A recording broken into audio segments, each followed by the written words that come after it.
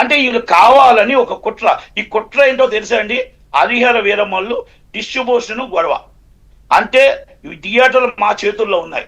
ఇది డిస్ట్రిబ్యూషన్ అనేది మైత్రి మూవీస్ అనేది టాప్ లెవెల్లోకి వెళ్తుంది. సితారా అనేది ఒక టాప్ లెవెల్లోకి వెళ్తుంది. అంటే వాళ్ళు ఇప్పుడు సినిమాలు అనేది పెద్ద సినిమాలు వాళ్ళు చేస్తున్నారు. ఇప్పుడు దిల్ రాజు అవ్వచ్చు, సురేష్ బాబు గారు అవ్వచ్చు, అరవింద్ గారు అవ్వచ్చు, వాళ్ళు థియేటర్లు వాళ్ళ చేతుల్లో ఉన్నాయి. 1400 థియేటర్లు 1300 చేతుల్లో ఉన్నాయి.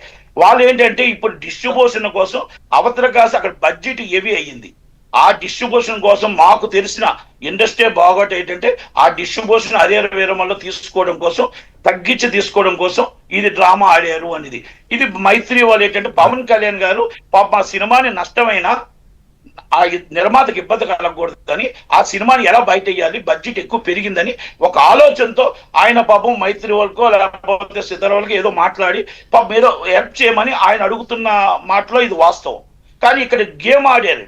ఈ గేమ్ ఆడి సినిమాని మొత్తం టోటల్ గా థియేటర్లు మా చేతుల్లో ఉన్నాయి, మేము బయట వాళ్ళకి ఇస్తే సినిమా ఇవ్వం అని ఇండైరెక్ట్ గా బ్లాక్ మెయిలింగ్ చేయాలని ప్రయత్నం చేశారు. రైట్. నటకుమార్ గారు అంటే ఏదో ఒక రకంగా వాళ్ళు అనుకున్న రేటుకి హరిహర వీరమిల్లు డిస్ట్రిబ్యూషన్ కొట్టేయడం కోసం, మైత్రి మూవీ మేకర్స్ని బ్లాక్మెయిల్ చేయడం కోసం ఈ థియేటర్స్ బంద్ అనే ఒక దాని లీజు వీళ్ళదే, లీజ్ దాని నలుగురు చేతిలోనే 1300 థియేటర్లు ఉన్నాయి కాబట్టి దాన్ని అడ్డం పెట్టుకొని ఈ స్కెచ్ చేశారనేది మీరు చెప్తున్న ఒక కాన్స్పిరసీ యాంగిల్.